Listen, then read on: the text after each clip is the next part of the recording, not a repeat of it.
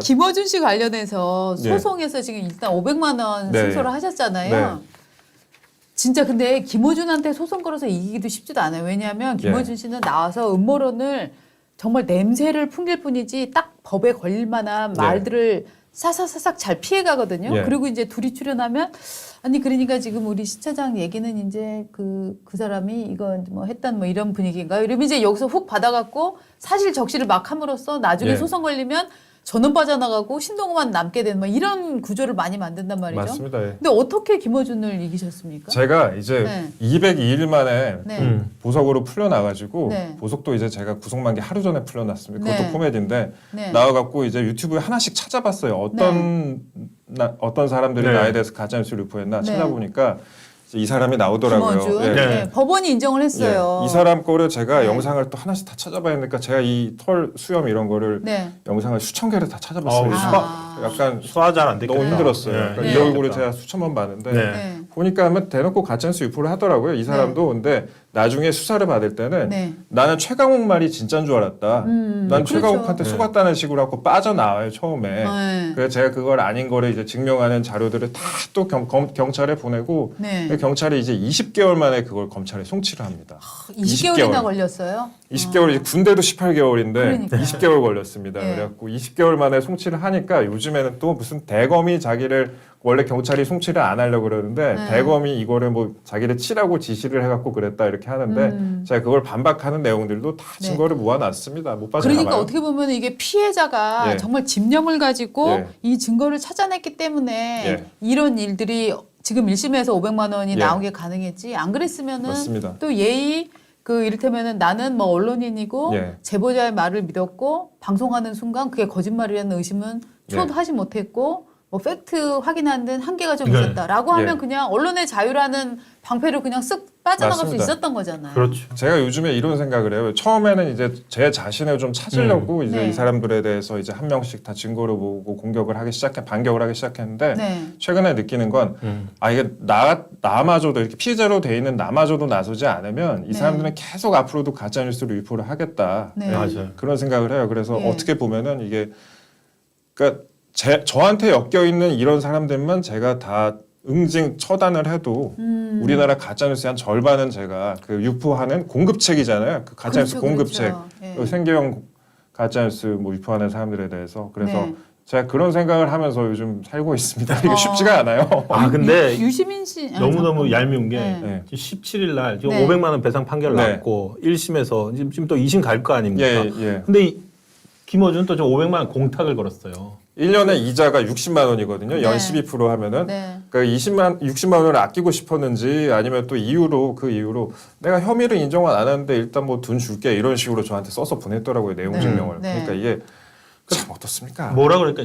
저 사람이 정말로 법정이나 이런 데서는 자기 피해를 최소화시켜요 또. 그렇죠. 네. 심지어 500만 원에 그 이자 안 내려고 공탁을 아니요, 먼저 저는 걸어버려요. 이자를 안 내려고 하는 것보다는 저 문제가 빨리빨리 진행이 되기를 바라기 때문에 그래서 2심에서 먼저 공탁금을 걸고 하면은 빨리 끝나버리니까. 쏘리라고 하면 빨리 네. 끝내줄 수 있잖아요. 그런 생각도 듭니다. 네. 그리고 형사 기소도 곧 될 거기 때문에 네. 이게 약간 뭐 형량을 낮추려는 그런 시도도 네. 좀 있어 보여요. 저는 그런 그렇게 시도인 됐네. 것 같아요. 예, 그래서 그러니까 요게 예. 네, 일단 배상금 줄게. 네. 근데 패소 인정은 아니야. 네. 그러니까 이건 거죠. 네. 그렇죠.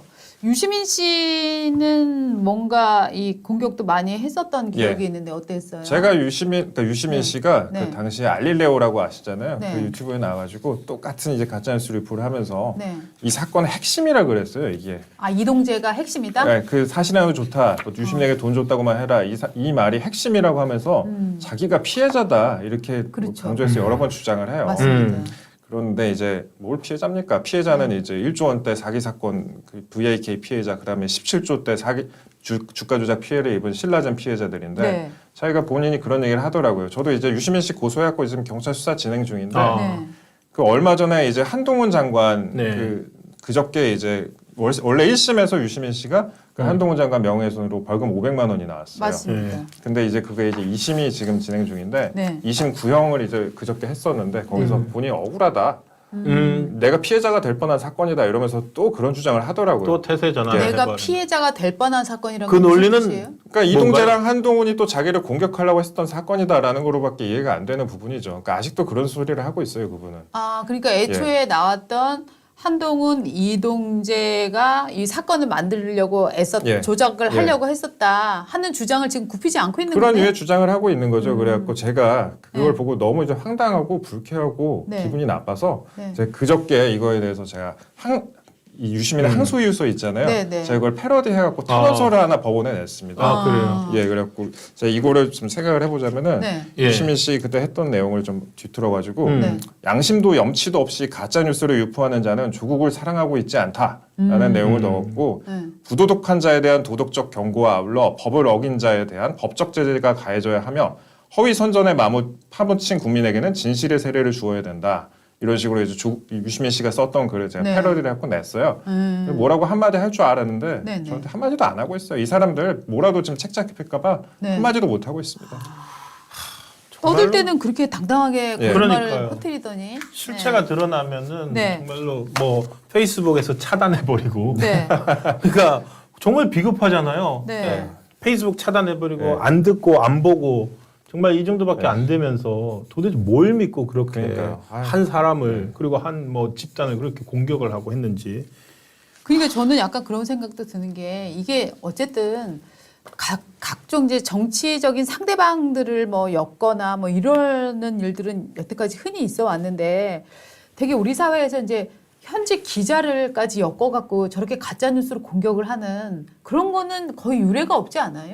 유례가 없죠. 그러니까 저도 신기했어요. 제가 그냥 저는 그냥 대출금 갖고 사는 평균 그냥 우리나라 30대 기자였는데 네. 제가 제가 나중에 구속된 날에 알고 보니까 포털 검색어 1등이 이동재, 네. 3등이 이동재 기자였어요. 네. 그럴 정도로 좀 엄혹하고 좀 잔인했던 시절이었습니다. 이게 좀 상식적으로 지금도 이해가 잘 안 되잖아요. 저는 그렇죠. 영화 한 편 찍은 것 같아요. 지금도. 그럴 것 근데 같아요. 저는 네. 특정 세력이 있다고 생각돼요. 왜냐하면은 저 첫 보도를 했던 네. MBC가 있고 그 주도적인 역할을 했던 MBC 기자도 있어요. 네. 그 MBC 기자는 곳곳에 끼어요. 보면은. 맞습니다. 예.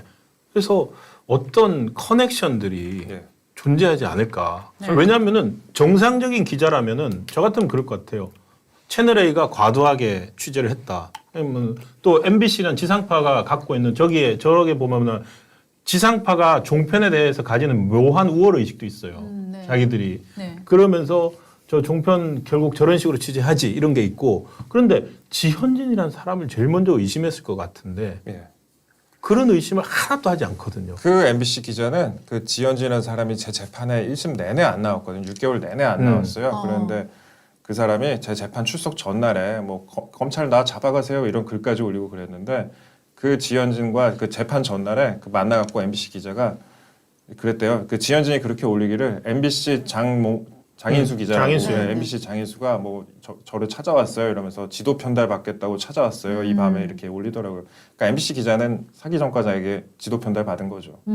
이 지현진이라는 사람은 예. 이문정 그 검사하고도 둘이 같이 막 사진도 찍고 이문정 검사가 굉장히 샤이하게 옆에서 막 즐거워하면서 막 부위 그렸던 제가 사진도 보여드린 기억이 있는데 어쨌거나 지현진이 우리를 고소한다라고 네. 전제를 한 후에 고소에 걸리지 않게 지현진은 어떤 사람입니까? 팩트 중심으로. 저는 뭐 그 사람에 대해서 보도 여태까지 나왔던 네. 거로만 말씀을 드릴게요. 네. 사실 제가 그 사람 고소할 것도 많아요. 네. 예, 근데 뭐 팩트 여태까지 보도 나온 것만 하면은 네. 보도되기로는 이제 사기 등 전과 5범, 그 다음에 예전에 뉴스타파 기억하실 텐데 네. 네. 죄수와 검사인가 이런 맞습니다. 시리즈가 있었어요. 거기에 이제 자기가 뭐 취재원 비슷하게 등장을 해가지고 네. 자기가 무슨 검찰 수사관이었다 이런 식으로 네. 검찰이 자기 불러갖고 맨날 수사를 자기가 수사시켰다. 도왔다. 네. 그런 식으로 뭐 얘기를 하고 그러더라고요. 네. 그런 종류의 사람이에요. 그런 종류의 사람이고 네. 그다음에 뭐 여러 군데 많이 끼더라고요. 그 이문정 옆에 가서 아까 사진 찍은 것도 맞습니다. 말씀하셨고 그다음에 요즘에는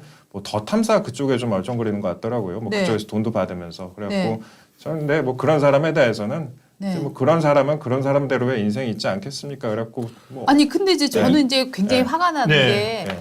그런 사람 우리나라에서 이렇게 그 특정 전과자는 아예 사회생활도 못 하는데 어떻게 사기 전과 보면 예. 맨날 그 TBS 때도 막 제보자라 그래서도 나오고 예. 김어준의 뉴스공장에도 진짜 나오고 되게 재밌는 거 말씀드릴게요. 네. 진짜 이 사람을 KBS하고 MBC에 다 불러가지고 네. 막 의인처럼 막 이렇게 맞습니다. 다뤘어요. 근데 지금도 기억나는 게 그 YTN의 변상욱이라는 변상욱, 네, 네. 뉴스가 있는 저녁. 거기서 이 사람을 불러가지고 이런저런 걸 막 물어보다가 그런데 뭐 당신 전과가 있던데라고 얘기를 하니까 네. 이 지현진이 내가 뭐 여러 가지 실수한 건 있지만 그래도 친일 반민족 범죄를 저지른 건 없다. 그런 전과는 이렇게 얘기를 해요. 60몇 년에 태어난 사람이 그런 얘기를 하니까 그 변상욱 씨가 고개를 끄덕끄덕거리더라고요. 이게 예 이러면서 그러니까 이게 거의 당시 그런 세상이었어요. 그냥 그렇군요. 그런 사람을 불러서 네, 이렇게 네. 공중파에서 네. 공영방송에서 그렇게 다룰 정도로 그냥 네. 그런 세상이었고 아, 참 그런데 지금 생각하면 웃기죠. 예. 그렇죠. 지현진이 이제 접근을 해왔잖아요. 예. 지현진이 이제 예. 이철 VIK 이철을 취재하는 줄 알고 자기가 이철의 지인이라면서. 예. 그런데 실제로 알고 봤더니 이철과 지현진은 아는 사이도 아니었잖아요. 일면식도 없었던 사이죠. 없었죠. 둘이 일면식도 없었던 사이고. 그러면 지현진은 누구의 사주를 받고 예.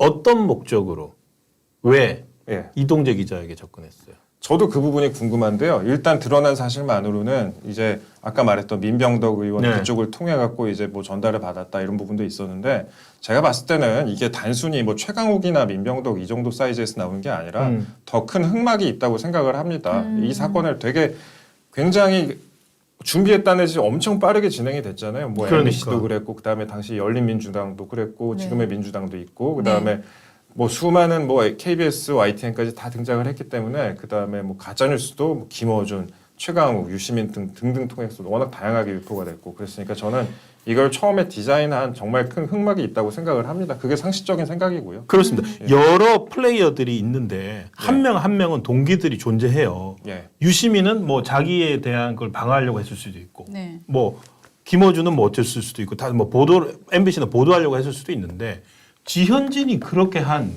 동기가 네. 제가 무엇일까? 이 제아벌 책을 정말 상세하게 당시 심경과해서 잘 돼 있고 여러분들 꼭 한번 보시고 이 사건 전체를 파악하는 데 도움이 되실 텐데 그 지현진의 움직임, 행동 이유는 석연치 않고 설명이 잘 안 됩니다. 예. 그리고 이렇게 다 드러났고 소송이 되고 감옥에도 갔다 오고 또 뭐 검사들 신성식 처장이나 이런 사람들도 소송을 받고 있는데 지현진은 무슨 배짱인지 재판도 한 번 안 나왔어요. 재판 안 나오다 이제 구속이 됐었는데 재판도 예. 한 번 안 나오고 지금 바깥에서 떵떵거리면서 다니고 있어요. 지금 구속이 됐다가 또 풀려났어요. 구속이 됐다가 풀려났습니다. 그 또 그 판사가 이제 또 보석을 또 허가를 해줬어요. 예. 그래갖고 뭐 나중에 이제 그 피해자가 이제 처벌 불원서를 해갖고 나중에 사건이 마무리되긴 했는데 네. 당시에 그 판사가 네. 이제 예전에 기억하실 거예요. 그 한동훈 장관에 대해서 네. 그 감청영장이 발부가 된 적이 있어요. 제 사건을 감청영장이라는 거는 이게 그 테러 사건 이런 경우에만 네. 발부가 되는 건데 어. 그거를 또 발부를 하셨던 그 판사님입니다. 아. 그리고 최강욱한테 1심 무죄를 선고하셨던 그 판사. 그렇군요. 지금 재판 지연 사태나 이런 거 보면은 네. 그 법원은 참 이게 네. 우리 저 이동재 기자 응원하는 글 좀 읽어드릴게요. 이동재 기자 너무 잘생겼다. 기자님이 글을 잘 쓰는 건 당연하지만 말씀도 진실하게 와닿고 참 미남이다. 책을 읽다가 지금 방송을 본다. 예, 지금 책 책 너무 잘 사셨- 썼다. 예, 이런 얘기들이 많이 올라오네요. 책 사서 보고 있다는 글들도 네. 감사합니다. 예, 지금 네. 선영님도 책 구매했습니다 이렇게 자. 나오고 있고요. 예. 여기 예. 그 저 댓글에다가 이동재 기자가 쓴 책 제목 쫙 좀 한번 올려주세요. 응원하는 의미로. 감사합니다. 네. 제 책에 대해서 잠깐 좀 말씀을 드리자면 네. 뭐 책 홍보라기보다 제가 네. 이 사건 사실 제가 뭐 이 사건을 이 책을 쓰게 된 게 네. 단순히 이 사건을 알리자가 아니라 그 문재인 정권 당시에 언론, 검찰, 법원, 정치까지 다 엮여 있는 사건이고 그 문재인 정권이 어떻게 흘러가는지 그다음에 속칭 진보와 좌파를 부르짖는 사람들이 어떤 짓을 저질렀는지 네. 약간 역사책 비슷하게 좀 쓴다는 생각으로 했어요. 보면은 약간 저는 이 책이 단순히 이 사건을 다루는 게 아니라 역사 같은 책이라고 생각을 하고 있고요.